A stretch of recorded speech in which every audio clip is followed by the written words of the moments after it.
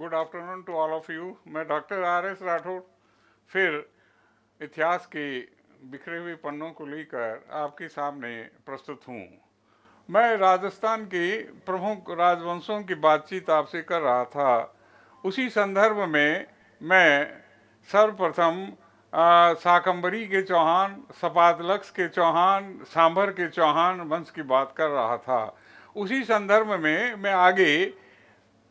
मैं आपको पृथ्वीराज चौहान तृतीय, जिनका कार्यकाल 1147 ईस्वी से 1192 ईस्वी रहा था, और इनके पिता सोमेश्वर थे और माता कर्पूरी देवी थी। पृथ्वीराज चौहान के पिता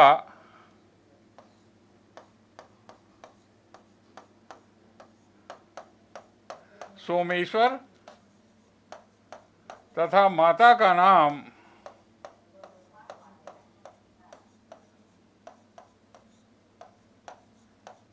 कर्पूरी देवी था।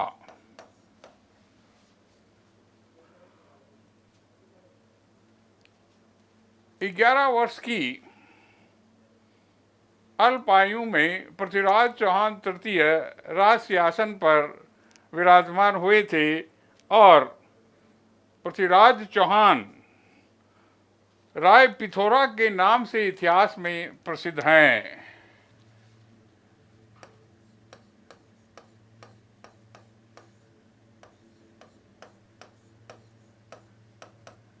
पृथ्वीराज चौहान को राय पिथौरा तथा दल पुंगल की उपाधि प्राप्त थी। यह उपाधियां उन्होंने धारण की थी। दल पुंगल,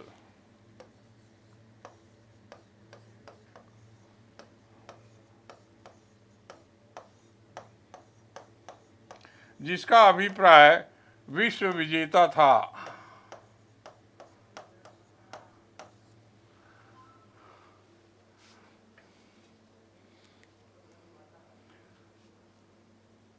जानक इनके आश्रित कवि थे और इन्होंने तुमुल महोबा युद्ध सन 1182 में चंदेल राजा परमर्दी देव को पराजित किया था और आल्हा उदल चंदेल शासक के शहीद सेनापति इस युद्ध के हीरो थे। तो निश्चित रूप से आप ये कहें कि पृथ्वीराज चौहान तृतीय भारतीय इतिहास का एक महान शासक था। हम ये कहें कि बाद में चलकर इन्हीं के लिए चंद बरदाई ने पृथ्वीराज रासो, जो इनके राजकवि भी थे और मित्र भी थे,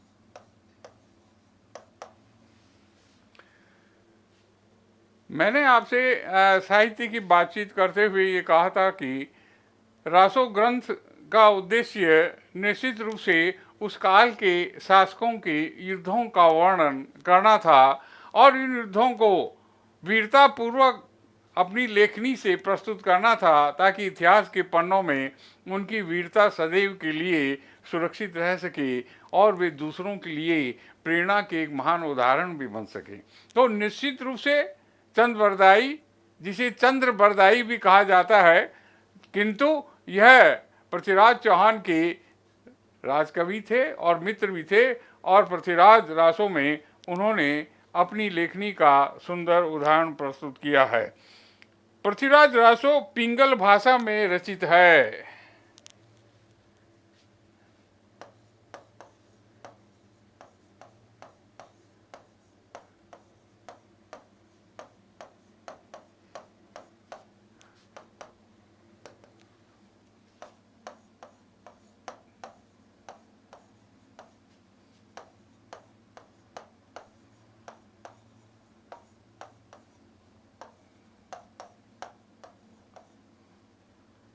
और यह ग्रंथ पृथ्वीराज चौहान के मित्र चंद्रबरदाई ने प्रारंभ किया था और इसके एक भाग को उनके पुत्र चंद्रबरदाई के पुत्र जल्हड़ ने इसे पूर्ण किया।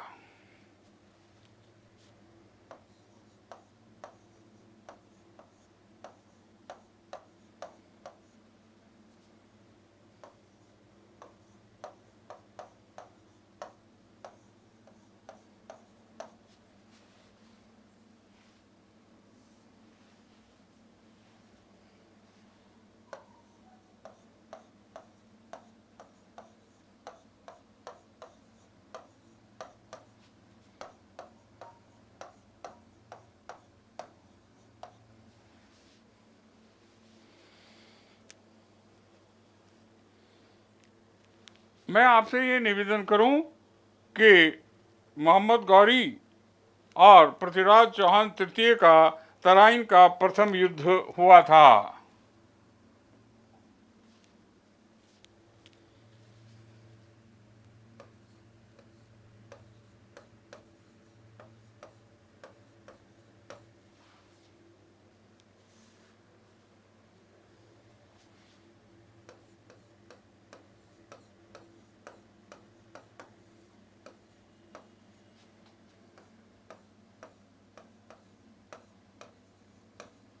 ग्यारह सौ 91 ईस्वी में तराइन का यह युद्ध निश्चित रूप से मोहम्मद गौरी और पृथ्वीराज चौहान के मध्य लड़ा गया था और खांडेराव पृथ्वीराज चौहान के सेनापति थे और वे द्वितीय युद्ध में मारे गए थे, जो तराइन का द्वितीय था उसमें। तो यह तराइन का जो युद्ध है, तराइन का जो मैदान है वह हरियाणा के भटिंडा क्षेत्र में है।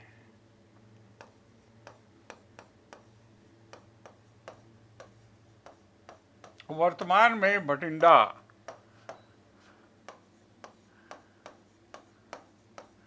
हरियाणा में यह क्षेत्र आया हुआ है।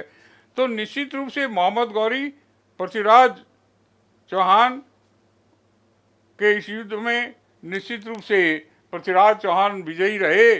और आप ये कहें कि पृथ्वीराज ने मोहम्मद गौरी को निश्चित रूप से पराजित करने के पश्चात भी उसे जाने दिया और एक वर्ष बाद वह निश्चित रूप से अपनी शक्ति को पुनः एकत्रित कर वह तराइन के दूसरे युद्ध में वह निश्चित रूप से मोहम्मद गौरी के सामने मोहम्मद गौरी पृथ्वीराज चौहान को पराजित कर पाए और निश्चित रूप से वह इस युद्ध में पृथ्वीराज चौहान जो है वह बंदी बना लिए गए।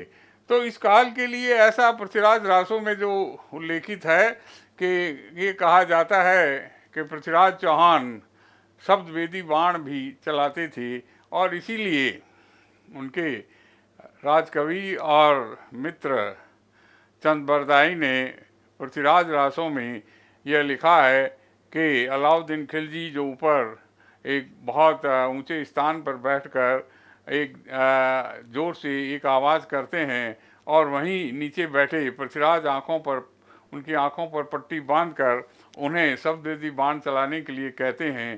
तब चंद्रबरदाई अपनी पंक्तियों से ये कहते हैं, पृथ्वीराज चौहान को इंगित करते हैं कि 4 बांस 24 गज अष्टंगुल प्रमाण ता ऊपर सुल्तान है मत चूके चौहान।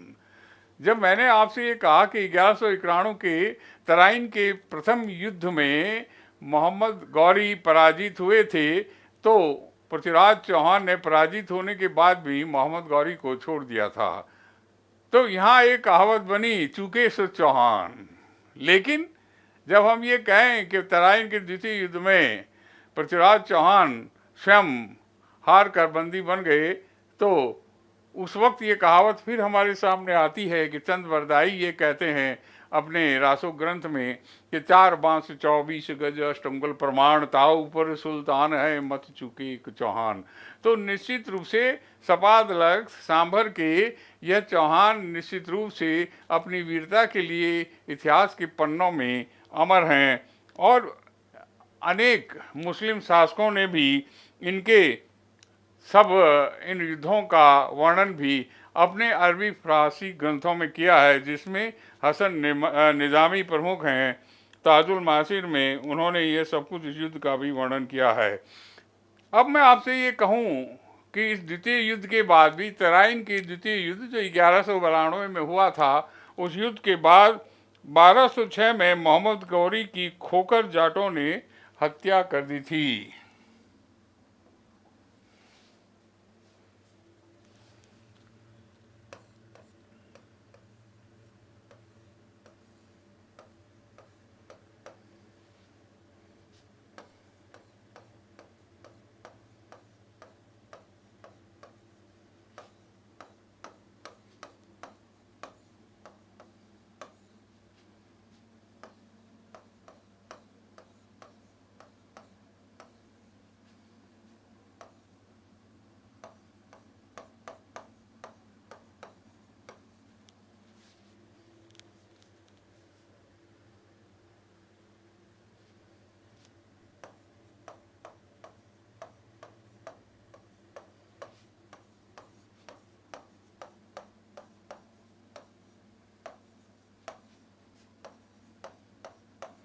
इस प्रकार 1206 में मोहम्मद गौरी इस संसार से, इस दुनिया से रुखसत हुए। और हम ये कहें कि यह उस काल की, पृथ्वीराज चौहान तृतीय के काल की ये घटनाएं इतिहास में एक अलग ही संकेत भी करती हैं। इसी काल में जयचंद का उल्लेख भी हम करना चाहेंगे, जो 1170 से 1194 ईस्वी में उसकी शत्रुता दिल्ली और अजमेर के चौहानों से थी। जयचंद का दरबारी कवि श्रीहर्ष था, जिसने नैसत चरित की रचना की थी।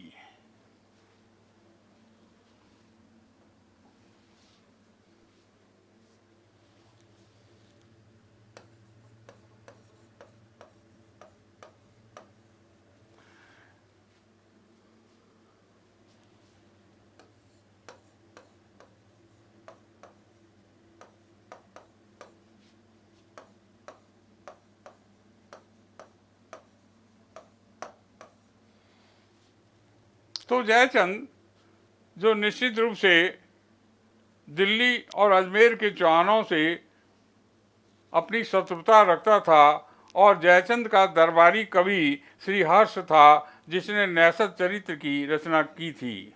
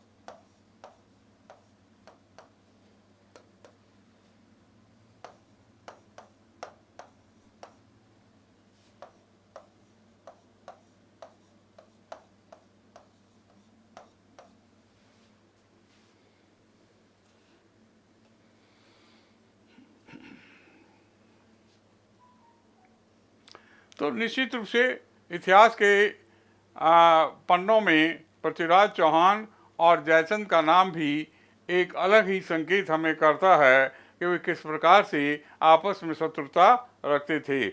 अभी इसी क्रम में सपादलक्ष सांबर के चौहान वंश के इसी क्रम में मैं अगले क्रम में आपसे रणथंभौर के चौहान की बात करूंगा।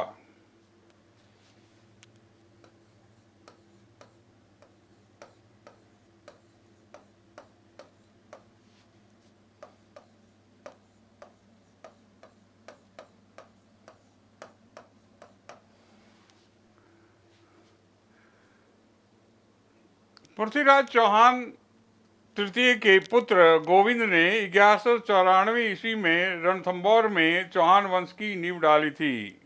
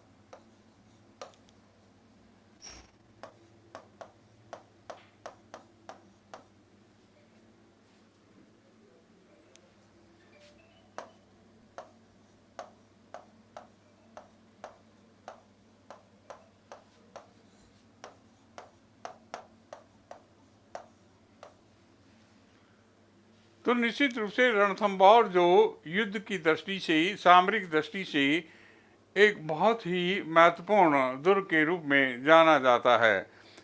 मैं आपसे थोड़ा व्यक्तिगत निवेदन भी करूं कि मेरा जो बचपन था वह सवाई माधोपुर में व्यतीत हुआ था, और मैं उस वक्त 5वीं 6ठी क्लास में पढ़ता था, और हम रविवार को ट्रक में बैठकर रणथंभौर घूमने जाते थे। और कभी कभी तो ऐसे ही कुछ बच्चों के साथ, अपने सहपाठियों के साथ हम लोग उधर की ओर निकल पड़ते थे, और रविवार को उस पूरे आसपास के जंगली इलाके में हम घूमकर बहुत सारे बेर तोड़ कर लाते थे और खाते थे, और बहुत ही प्रसन्न रहते थे। बचपन का वह समय रणथंभौर का आज भी मुझे याद है कि एक दिन हम बहुत सारे बच्चे, बहुत सारे बालक, हम सहपाठी बेर तोड़ते तोड़ते बहुत आगे निकल गए थे, और फिर हमें एक जानवर दिखाई दिया, तो हम निश्चित रूप से मिल्खा सिंह की तरह बड़ी तेज़ी से वापस दौड़े, और दौड़ते दौड़ते घर तक पहुँचे और अपनी जान बचाई। तो निश्चित रूप से रणथंभौर आज भी अपने जोगी महल और वहाँ अलाउद्दीन के आक्रमण और अलाउद्दीन खिलजी के आक्रमण इत्यादि के नाम से वह आज भी एक बहुत ही पर्यटक स्थल है, और निश्चित ही सभी पर्यटकों के लिए आकर्षण का केंद्र भी है। और मैं ये कहूँ, रणथंभौर टाइगर प्रोजेक्ट जो है, वह रणथंभौर टाइगर प्रोजेक्ट राजस्थान का सबसे पहला टाइगर प्रोजेक्ट थे। और लेकिन हम जब वहाँ घूमने जाते थे रविवार को, तो एक बहुत बड़े ट्रक में बैठकर हम दूर से ही इन टाइगर्स का अवलोकन, उनके दर्शन कर लेते थे, जो पास ही तालाब पर पानी पीने आते थे। तो निश्चित रूप से रणथंभौर सामरिक दृष्टि से, युद्ध की दृष्टि से ये बहुत बड़ा दुर्ग है, और पास शायद बनास नदी जो है वो बहती है, और सामरिक दृष्टि से इसमें बहुत सारा बारूद और तोपखाना और सारी चीज़ें जो हैं वहाँ रखी, उस काल में रखी जाती थी। तो मैं ये कहूँ कि यहाँ के शासक हमीर देव, जो शाकंभरी नरेश थे और 16 युद्धों के विजेता थे, और 32 खंबरों की न्याय छत्री हमीर देव ने अपने पिता जयसिंह के शासन की स्मृति में बनवाई थी। तो हमीर देव ने वहाँ पद्म तालाब भी बनाया था। तो निश्चित रूप से हमीर देव यहाँ के अपने हमीर हट के नाम से भी वह जाने जाते हैं इतिहास के पन्नों में। जलालुद्दीन खिलजी ने 1291 में और 92 में रणथंभौर पर आक्रमण किया था, और दुर्ग की अभेद्यता से हार कर, घबरा कर लौटते हुए उसने ये कहा था कि ऐसे 10 किलों को भी मैं मुसलमान के एक बाल के बराबर नहीं समझता हूँ। तो निश्चित रूप से यह जलालुद्दीन की उस अभेद्य दुर्ग को न जीत पाने का एक जो खेद था, वह इस वाक्य में हमें दिखाई देता है। निश्चित रूप से अलाउद्दीन खिलजी ने रणथंभौर की कुंजी झाइन दुर्ग पर भी आक्रमण किया था, और युद्ध का कारण मीर मोहम्मद शाह था, जो आप ये कहें जिनको उनको शरण दी हुई थी। तो निश्चित रूप से यह युद्ध के मैदान में भी एक अपनी अलग भूमिका निभाता है। खिलजी वंश के एक इतिहासकार हुए हैं के.एस. लाल, किशोरी शरण लाल, जो अलाउद्दीन खिलजी के इन युद्धों को निश्चित रूप से दक्षिण विजय के लिए एक भूमिका मात्र मानते हैं। वे कहते हैं, किशोरी शरण लाल, जो हमें जोधपुर विश्वविद्यालय में इतिहास पढ़ाते थे और मध्यकालीन इतिहास के वे एक बहुत अच्छे लेखक भी थे, जो कालांतर में वे बाद में हैदराबाद विश्वविद्यालय में मध्यकालीन इतिहास के प्रोफेसर और हेड बनकर गए थे। तो निश्चित रूप से अलाउद्दीन खिलजी के युद्ध, चाहे वो चित्तौड़ का आक्रमण हो, चाहे आप उसे रणथंभौर का युद्ध कहें, वे निश्चित रूप से दक्षिण की विजय की ओर प्रस्थान करने की एक महत्वपूर्ण भूमिका के रूप में हमारे सामने आते हैं।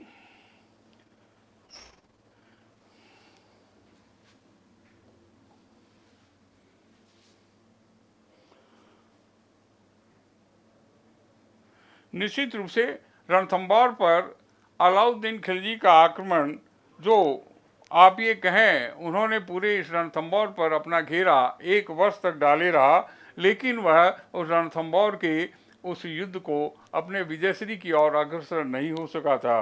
रतिपाल जो हमीर के सेना नायक थे और रणमल जो दुर्रक्षक थे, वह और सुरजनरा अन्न भंडार के जो प्रभारी थे, उनके विश्वासघात करने से ही युद्ध में 1 वर्ष पश्चात स्थिति बदली।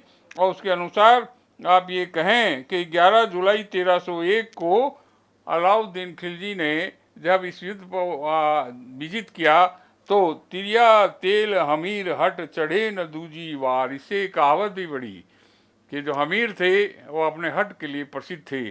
उन्होंने अपने शरण में आए हुए मोहम्मद शाह को नहीं छोड़ा और निश्चित रूप से युद्ध के लिए उन्होंने सहर्ष उस भूमिका को स्वीकार किया।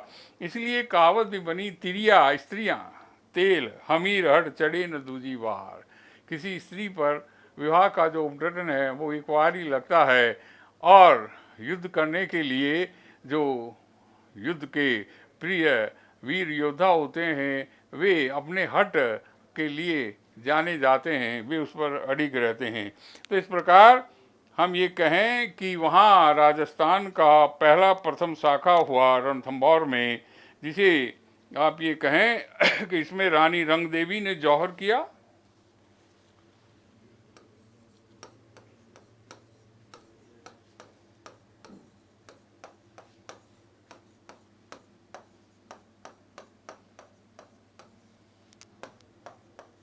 और उनकी पुत्री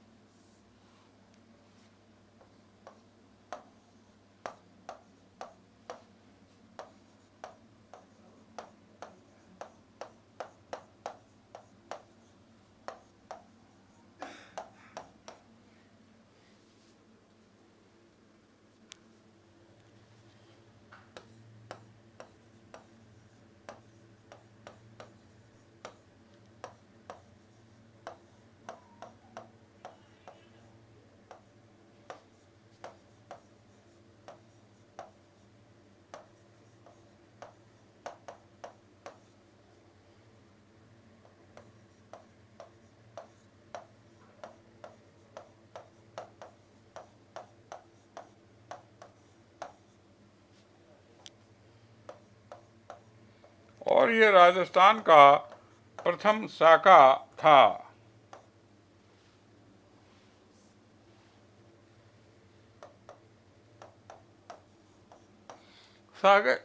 शाखा से अभिप्राय बहुत स्पष्ट है। जिस युद्ध में क्षत्रिय केसरिया धारण कर कर अपने प्राणों का बलिदान करते हैं और स्त्रियां केसरिया धारण कर कर अग्नि को समर्पित हो जाती हैं, जौहर करती हैं, तो इन दोनों को मिलाकर हम ये कहें कि ये शाखा शब्द है वो बना है। इन दोनों क्रियाओं को संपन्न होने पर ही शाखा कहा जाता है। केवल अगर स्त्रियां जौहर करें, केवल स्त्रियां अग्नि को समर्पित हों, तो आप ये कहें उसे जौहर कहते हैं। तो इस युद्ध में रानी रंग देवी ने जौहर किया और उनकी पुत्री देवलदे ने जल जौहर किया। इस प्रकार यह युद्ध जो है इस प्रकार अपने चरम स्थिति में पहुंचा था। तो मैं ये आपसे कहना चाहूँगा, इस युद्ध के बाद जब यह सब कुछ संपन्न हो गया, शाखा हो गया, तो अमीर खुसरो ने अमीर खुसरो जो खिलजी के दरबारी लेखक भी थे और भारत में उन्हें मुकरियाँ अर्थात पहेलियाँ और गज़लों के लिए जाना जाता है। अरबी फारसी का ये लेखक एक बहुत उस काल की घटनाओं का विश्लेषण भी हमारे सामने प्रस्तुत करता है। खुसरो ने इस युद्ध के पश्चात ये कहा, आज कुफ्र का गढ़ इस्लाम का घर हो गया। कि आज कुफ्र का गढ़ यानी रणथंभौर आज इस्लाम का घर हो गया। तो इस प्रकार से आप ये कहें कि यह युद्ध जो है समाप्त हुआ और अलाउद्दीन खिलजी ने अपने छोटे भाई को यहाँ का प्रभार संभलवा दिया था और इस प्रकार यह युद्ध जो है पूर्ण हुआ। तो रणथंभौर जो आज भी इतिहास के पन्नों में अपनी वीरता और अपनी घटनाओं के लिए प्रसिद्ध है और वर्तमान में भी रणथंभन देव ने कभी इस दुर्ग की स्थापना की थी और इस स्थान का नाम जो था उन्हीं के नाम से हुआ, रणथंभन देव के नाम से ही यह रणथंभौर जो है स्थान बना, जो सवाई माधोपुर से कुछ किलोमीटर पर स्थित है। और सवाई माधोपुर जो सवाई माधो सिंह ने उस नगर की स्थापना की थी, जयपुर के महाराजा ने, तो सवाई माधोपुर उस काल में वहाँ एक बहुत बड़ी सीमेंट फैक्ट्री भी हुआ करती थी, हम जब वहाँ पढ़ते थे। और वहाँ ये रणथंभौर जो उस वक्त अपने टाइगर प्रोजेक्ट के लिए प्रारंभ नहीं हुआ था, लेकिन रणथंभौर अपने वन और अपनी सारी इस दुर्ग की अभेद्यता के कारण इतिहास के पन्नों में आज भी अमर है। तो निश्चित रूप से इन चौहान शासकों के संबंध में रणथंभन देव जो प्रारंभ में जिसने इस जगह की स्थापना की थी, वो उसके लिए जाना जाता है। इतिहास के चौहान वंश के इसी क्रम में मैं आपसे अगला नाम जालौर के चौहान वंश की बात करूंगा।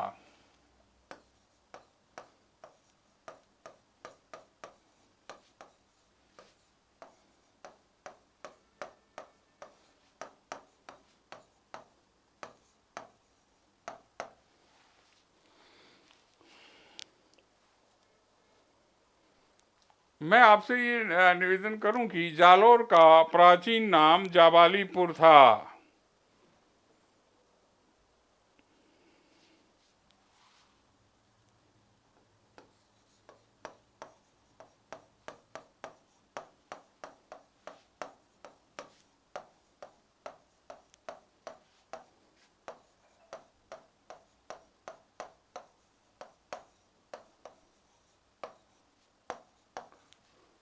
जाबालीपुर या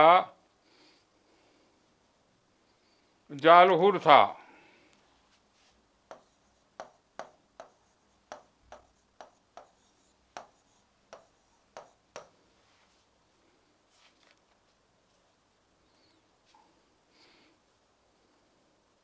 और यह किला, जालौर का किला सुवर्णगिरी के नाम से भी प्रसिद्ध है। जालौर का किला